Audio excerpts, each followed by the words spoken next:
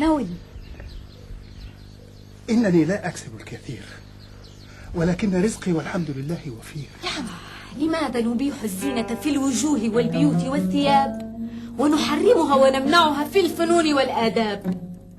المغالاة في الزينة لا ترد الشباب. ما أنا لمياء الجاحظية، فلا تنسي هذا أيتها الغبية. إنك عنيزة عنيزة. عزة، احذري غضبتي فهي بلية. يا جاحظية.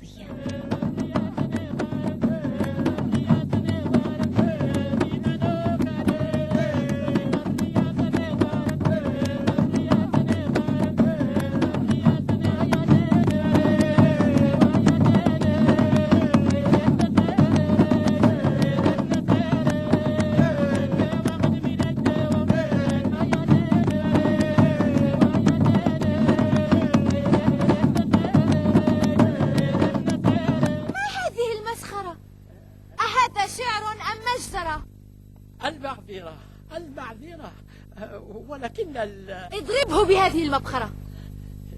لو أدركتك الرحمة فمريه أن يضربني بلحمة.